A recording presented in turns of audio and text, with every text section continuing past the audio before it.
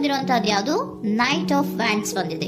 ಯಾವುದೋ ಕೆಲವೊಂದು ನಿರ್ಧಾರಗಳನ್ನ ಮಾಡ್ತಾ ಇರುವಂತಹದ್ದು, ಧೈರ್ಯದಿಂದ ಕೆಲವು ನಿರ್ಧಾರಗಳನ್ನ ನೀವು ಮಾಡ್ತಾ ಇರುವಂತಹದ್ದು ರೆಪ್ರೆಸೆಂಟ್ ಆಗ್ತಾ ಇದೆ. ಆಕ್ಷನ್ಸ್ ಅನ್ನ ತಗೋತಾ ಇರುವಂತಹದ್ದು ನಿಮ್ಗೆ ರೆಪ್ರೆಸೆಂಟ್ ಆಗ್ತಾ ಇದೆ ಬಾಟಮ್ ಆಫ್ ದ ಡಕ್ ಅಲ್ಲಿ. ಓಕೆ, ಇನ್ ನಿಯರ್ ಪಾಸಿಟಿವ್ ನಲ್ಲಿ ಏನಾಗಿದೆ? ನಿಮ್ಮ ಲವ್ ಲೈಫಿನ ವಿಚಾರವಾಗಿದ್ರೆ ದ ಫೂಲ್ ಕಾರ್ಡ್ ರೆಪ್ರೆಸೆಂಟ್ ಆಗಿದೆ. ತುಂಬಾನೇ ಚೆನ್ನಾಗಿದೆ, ಜಾಯ್ಫುಲ್ ಆಗಿತ್ತು, ಬಿಗಿನಿಂಗ್ ತುಂಬಾ ಚೆನ್ನಾಗೇ ಇದೆ. ಕಾರ್ಡ್ ಬಂದಿರುವಂತಹದ್ದೇನು? ವೀಲ್ ಆಫ್ ಫಾರ್ಚೂನ್ ಬಂದಿದೆ. ಸೊ ನಿಮ್ಮ ಲವ್ ಲೈಫಿನ ವಿಚಾರವಾಗಿ ನೀವು ಕೆಲವೊಂದು ಬದಲಾವಣೆಗಳನ್ನ ನೀವು ಮಾಡ್ಕೊಂಡಿರುವಂತಹದ್ದು ಇಲ್ಲಿ ರೆಪ್ರೆಸೆಂಟ್ ಆಗ್ತಾ ಇದೆ. ಕ್ವೀನ್ ಆಫ್ ಕಪ್ಸ್ ಏನನ್ನ ರೆಪ್ರೆಸೆಂಟ್ ಮಾಡುತ್ತೆ? ಸೊ ಕ್ವೀನ್ ಆಫ್ ಕಪ್ಸ್ ನೀವು ಯಾಕೆ ಬದಲಾವಣೆಗಳನ್ನ ಮಾಡ್ಕೊಂಡಿದ್ದೀರಾ?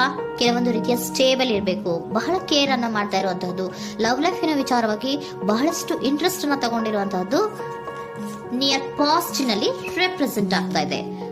ಓಕೆ, ಎಟ್ ಪ್ರೆಸೆಂಟ್ ನಲ್ಲಿ ಯಾಕೋ ನಿಮ್ಮಲ್ಲಿ 2 ಆಪ್ಷನ್ಸ್ ಗಳಿರುವಂತಹದ್ದು ರೆಪ್ರೆಸೆಂಟ್ ಆಗ್ತಾ ಇದೆ. ಯಾಕೋ 2 ಆಲೋಚನೆಗಳನ್ನ ನೀವು ಮಾಡ್ತಾ ಇರುವಂತಹದ್ದು ಅಟ್ ಪ್ರೆಸೆಂಟ್ ನಲ್ಲಿ ರೆಪ್ರೆಸೆಂಟ್ ಆಗ್ತಾ ಇದೆ. 2 ಆಯ್ಕೆಗಳು ನಿಮ್ಮಲ್ಲಿ ಇರುವಂತಹದ್ದು, 2 ಆಲೋಚನೆಗಳನ್ನ ಮಾಡ್ತಾ ಇರುವಂತಹದ್ದು, ಏನೋ ಒಂದು ರೀತಿಯ ಕನ್ಫ್ಯೂಷನ್ಸ್ ಅಲ್ಲಿ ಇರುವಂತಹದ್ದು ನಿಮ್ಮ ಲವ್ ಲೈಫ್ ನ ವಿಚಾರವಾಗಿ ರೆಪ್ರೆಸೆಂಟ್ ಆಗ್ತಾ ಇದೆ. ಓಕೆನಾ? ಸೆಕೆಂಡ್ ಕಾರ್ಡ್ ಯಾವ್ದು ಬಂದಿದೆ? 10 ಆಫ್ ಕಪ್ಸ್ ಬಂದಿದೆ. ಸೊ 10 ಆಫ್ ಕಪ್ಸ್ ನಿಮ್ಗೆ ಫುಲ್ಫಿಲ್ಮೆಂಟ್ ಇರುತ್ತೆ, ಸಮಾಧಾನ ಇರುತ್ತೆ, ಖುಷಿಯಾಗಿರುತ್ತೆ ಅನ್ನೋದು ನೀವು ಆಲೋಚನೆಯನ್ನ ಮಾಡಿದ್ರಿ. 2 ಆಯ್ಕೆಗಳಲ್ಲಿ ಯಾವ್ದನ್ನ ಸೆಲೆಕ್ಟ್ ಮಾಡಬೇಕು? ಸೆಲೆಕ್ಟ್ ಅನ್ನ ಮಾಡ್ಕೊಂಡ್ರೆ ನನಗೆ ಖುಷಿಯಾಗಿರುತ್ತೆ, ಸಮಾಧಾನ ಆಗುತ್ತೆ ಅನ್ನೋಂತ ಯೋಚನೆಯನ್ನ ಒಂದು ಸಾರಿ ಮಾಡಿದ್ರೆ, ಇದರ ಮತ್ತೊಂದು ಸಾರಿ ನೀವೇನ್ ಅನ್ಕೋತೀರಾ? ಏನಾದ್ರು ನನಗೆ ಇದರಿಂದ ಮೋಸ ಆಗುತ್ತಾ, ಅಥವಾ ಇದರಿಂದ ನನಗೇನಾದ್ರು ತೊಂದರೆ ಆಗುತ್ತಾ, ನಾನು ರಕ್ಷಣೆ ಮಾಡ್ಕೋಬೇಕಾಗತ್ತಾ ಅನ್ನೋಂತಹ ಆಲೋಚನೆಯನ್ನು ಕೂಡ ನೀವು ಮಾಡುವಂತದ್ದು ರೆಪ್ರೆಸೆಂಟ್ ಆಗ್ತಾ ಇದೆ. ಯಾಕೋ ನಿಮ್ಮಲ್ಲಿ ಸಮಾಧಾನ ಇಲ್ಲ, ಕನ್ಫ್ಯೂಷನ್ಸ್ ಇದೆ, 2 ಆಯ್ಕೆಗಳು, ಯಾವ ನಿರ್ಧಾರವನ್ನ ಮಾಡ್ಬೇಕು ಗೊತ್ತಾಗ್ತಿಲ್ಲ. ಸೊ ಅದಕ್ಕೆ ನೋಡಿ, ನೀವು ಬೇಜಾರಿನಿಂದ ಮೂವಿಂಗ್ ಆನ್, ಬದಲಾವಣೆ ಆಗ್ತಾ ಇರುವಂತಹದ್ದು ರೆಪ್ರೆಸೆಂಟ್ ಆಗ್ತಾ ಇದೆ. ಚೇಂಜಸ್ ಅನ್ನ ಮಾಡ್ಕೋತಾ ಇರುವಂತಹದ್ದು ಇಲ್ಲಿ ಪ್ರೆಸೆಂಟ್ ನಲ್ಲಿ ರೆಪ್ರೆಸೆಂಟ್ ಆಗ್ತಾ ಇದೆ. ಯಾಕೋ ಬೇಜಾರಿನಿಂದ ಕೆಲವೊಂದು ರೀತಿಯ ಬದಲಾವಣೆಗಳನ್ನ ನೀವು ಮಾಡ್ಕೋತಾ ಇರುವಂತಹದ್ದು 6 ಆಫ್ ಸೋರ್ಟ್ಸ್ ಅಲ್ಲಿ ರೆಪ್ರೆಸೆಂಟ್ ಆಗ್ತಾ ಇದೆ. ನೀವು ಈ 6 ಆಫ್ ಸೋರ್ಟ್ಸ್ ಮತ್ತೆ ಏನನ್ನ ರೆಪ್ರೆಸೆಂಟ್ ಮಾಡುತ್ತೆ ಅಂದ್ರೆ, ನಾನು ಲವ್ ಲೈಫಿನ ವಿಚಾರವಾಗಿ ಒಂದು ಬೆಟರ್ ಆಪ್ಷನ್ಸ್ ಅನ್ನ ಸೆಲೆಕ್ಟ್ ಮಾಡ್ಕೋಬೇಕು ಅನ್ನುವಂತಹ ಆಲೋಚನೆಯನ್ನ ಮಾಡ್ತಾ ಇರುವಂತದ್ದು ರೆಪ್ರೆಸೆಂಟ್ ಆಗ್ತಾ ಇದೆ. ಓಕೆನಾ? ನೀವೇನಂದ್ರೆ ಅಟ್ ಪ್ರೆಸೆಂಟಿನಲ್ಲಿ ನಿಮ್ಮ ಲವ್ ಲೈಫಿನ ವಿಚಾರವಾಗಿ ಬೆಟರ್ ಆಪ್ಷನ್ ಬಗ್ಗೆ ಯೋಚನೆಯನ್ನ ಮಾಡ್ತಾ ಇರುವಂತಹದ್ದು, ಅದರ ಬಗ್ಗೆ ಸ್ವಲ್ಪ ಕನ್ಫ್ಯೂಷನ್ ಅಲ್ಲಿ ಇರುವಂತಹದ್ದು ಅಟ್ ಪ್ರೆಸೆಂಟ್ ನಲ್ಲಿ ರೆಪ್ರೆಸೆಂಟ್ ಆಗ್ತಾ ಇದೆ. ಬಟ್ ನಿಯರ್ ಫ್ಯೂಚರ್ ನಲ್ಲಿ ಏನಿದೆ? 3 ಆಫ್ ಸೋರ್ಟ್ಸ್ ಇದೆ. ಕೆಲವೊಂದು ರೀತಿಯ ಬೇಜಾರುಗಳಿರುವಂತಹದ್ದು, ನೋವುಗಳಿರುವಂತಹದ್ದು, ಕೆಲವೊಬ್ರು ಅಳ್ತಾ ಇರುವಂತಹದ್ದು, ಭಾವನಾತ್ಮಕವಾಗಿ ತುಂಬಾ ಫೀಲ್ ಅನ್ನ ಮಾಡ್ತಾ ಇರುವಂತದ್ದು ನಿಮ್ಗೆ ರೆಪ್ರೆಸೆಂಟ್ ಆಗ್ತಾ ಇದೆ.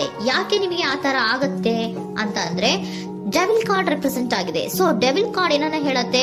ಅಡಿಕ್ಷನ್ಸ್ ಅನ್ನ ಹೇಳತ್ತೆ. ತುಂಬಾ ಯೋಚನೆಯನ್ನ ಮಾಡುವಂತಹದ್ದು, ಮೇಲಿಂದ ಮೇಲೆ ನೀವು ಒಂದನ್ನೇ ನೀವು ಯೋಚನೆ ಮಾಡ್ತಾ ಇದ್ರೆ ನಿಮ್ಗೆ ಅಲ್ಲಾಗುವಂತದ್ದೇನು? ನೋವುಗಳೇ ಅಲ್ಲಾಗುವಂತಹದ್ದು. ಸೊ ಯಾತಕ್ಕೆ ಅಂದ್ರೆ ನಿಮ್ಮಿಬ್ಬರ ಮಧ್ಯೆ ಕೆಲವೊಂದು ರೀತಿಯ ಘರ್ಷಣೆಗಳಿರುವಂತಹದ್ದು ರೆಪ್ರೆಸೆಂಟ್ ಆಗ್ತಾ ಇದೆ. ಕೆಲವೊಂದು ರೀತಿಯ ಮನಸ್ಸು ಒಂದೇ ತರ ಆಲೋಚನೆಯನ್ನ ಮಾಡ್ತಾ ಇಲ್ಲ. ಒಂದ್ಸರಿ ಆ ತರ ಯೋಚನೆ ಮಾಡ್ತೀರಾ, ಒಂದ್ಸರಿ ಈ ತರ ಯೋಚನೆ ಮಾಡ್ತೀರಾ, ಕನ್ಫ್ಯೂಷನ್ ಅಲ್ಲಿ ಇರ್ತೀರಾ, ಏನ್ ಮಾಡ್ಬೇಕು ಗೊತ್ತಾಗಲ್ಲ. ಸೊ ಅದಕ್ಕೆ ನಿಮ್ಗೆ ಬೇಜಾರು, ನೋವು ಇರೋಂಥದ್ದು. ಮತ್ತೆ ನೆಕ್ಸ್ಟ್ ಕಾರ್ಡ್ ಬಂದಿರುವಂತದ್ದೇನು? 5 ಆಫ್ ಪ್ಯಾಂಟಿಕಲ್ಸ್ ಬಂದಿದೆ. ಸೊ 5 ಆಫ್ ಪ್ಯಾಂಟಿಕಲ್ಸ್ ಏನು? ತುಂಬಾ ಇದು ಕೂಡ ತುಂಬಾ ಬೇಜಾರಿನಲ್ಲೇ ಇರುವಂತಹದ್ದು, ಫೀಲಿಂಗ್ ಲೆಫ್ಟ್ ಔಟ್ ಆಗ್ತಾ ಇರುವಂತಹದ್ದು, ರೀತಿಯ ಒಂದು ಬ್ಯಾಡ್ ಸಿಚುಯೇಷನ್ ಅಲ್ಲಿ ಇರುವಂತಹದ್ದು, ಅಂದ್ರೆ ಯಾವಾಗ್ಲೂ ನೋವು ಪಡ್ತಾ ಇರುವಂತದ್ದು, ಯಾವಾಗ್ಲೂ ಯೋಚನೆ ಮಾಡ್ತಾ ಇರುವಂತಹದ್ದು ಇಮಿಡಿಯೇಟ್ ಫ್ಯೂಚರ್ ನಲ್ಲಿ ಈ ರೀತಿ ರೆಪ್ರೆಸೆಂಟ್ ಓಕೆನಾ? ಸೊ ದ ಮೂನ್ ಕಾರ್ಡ್ ಏನನ್ನ ರೆಪ್ರೆಸೆಂಟ್ ಮಾಡುತ್ತೆ ಅಂದ್ರೆ, ರಿಯಾಲಿಟಿಯ ಕಡೆಗೆ ಹೆಚ್ಚು ಗಮನ ಕೊಡದೇ ಇರುವಂತಹದನ್ನ ರೆಪ್ರೆಸೆಂಟ್ ಮಾಡುತ್ತೆ. ಓಕೆನಾ? ಇದಿಷ್ಟು ನಿಮ್ಮ ಒಂದಿನ love reading. Next angel guidance ನಿಮ್ಗೆ ಏನ್ ಕೊಡ್ತಾರೆ ಅನ್ನೋದನ್ನ ನೋಡೋಣ. ನೋ ಅನ್ನೋಂತ ಆನ್ಸರ್ ಅನ್ನ ಕೊಡ್ತಾ ಇದ್ದಾರೆ. So no, not the right time. ನೀವೇನು ಕೂಡ ಈ ಕನ್ಫ್ಯೂಷನ್ ಅಲ್ಲಿ ಇದ್ದಾಗ ಯಾವುದೇ ರೀತಿಯ ಡಿಸಿಷನ್ಸ್ ನ ಮಾಡೋದಕ್ಕೆ ಇದು ಕರೆಕ್ಟ್ ಆಗಿರುವಂತಹ ಟೈಮು ಅಲ್ಲ. Perfect timing. So perfect timing ಅನ್ನ ಬಂದಾಗ ನೀವು ಕೆಲವೊಂದು ರೀತಿಯ ಡಿಸಿಷನ್ಸ್ ಅನ್ನ ಮಾಡ್ಬೇಕಾಗತ್ತೆ.